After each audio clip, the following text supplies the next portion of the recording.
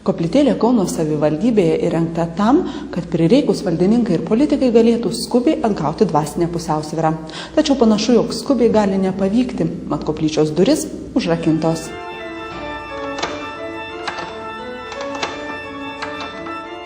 Koplytėlė įrengta savivaldybės Rūsyje, šalia valgyklos. Jai pašventinti buvo suorganizuota iškilminga ceremonija. Pakviestas arkivyskupas Sigitas Tamkevičius, susirinko visa miesto valdžia. Koplyčiai suteiktas Šiluvo Šventos mergelės Marijos vardas. Pasibaigus iškilmėms, koplyčios duris užsivėrė.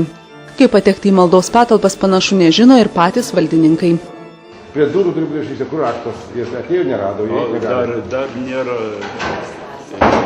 nesukus gražiai parašyti, sudėlioti, suderinti. Turbūt yra kažkur tai paskelbta, kaip reiškia, kokiam sąlygom galima ją patekti ir kas ją atrakina. Miesto vadovai aiškina, koplyčios durys rakinamos tam, kad į patalpas nepatektų į greta esančią valgyklą einantys žmonės. Baisu, kad ką tik suremontuotos patalpos nebūtų suniokotos. Pasak Kauno mero, koplyčioje iš viso lankytis reikėtų tik iš anksto susitarus.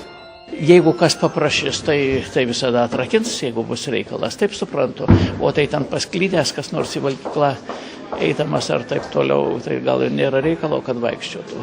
Kaip užrakinta, tai jeigu kažkas organizuoti kažkokį renginį tenai, tai prašom, mielai, koplytėlė tai ne bažnyčia, kur reguliariai vyksta pamaldos. Tai jinai atidaroma išskirtinėmis progomis, sakykime, ar netekčių metu ar panašiai. Ką tik atidarytos šventovės raktininkų paskirtas savivaldybės administracijos direktorius pavaduotojas Zenonas Abramavičius. Einam visi, pasimelsim. Jis prisipažįsta, jog įleisti į koplyčią be žurnalistų jo kol kas niekas neprašęs, tačiau pats žada durų daugiau neberakinėti. Esą nežinia, kada politikams ir valdininkams priimant sprendimus gali prireikti aukštesniųjų galių pagalbos.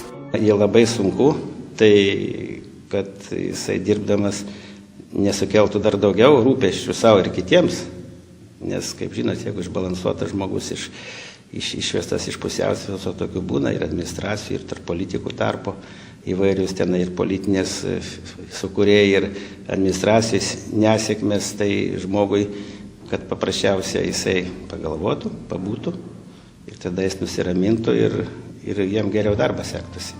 30 vietų koplytėlė įrengta buvusiose archyvo patalpose. Skyrus kelis tūkstančius litų, grindys išklotos plytelėmis, nuo drėgmės apsaugotos ir išdažytos sienos.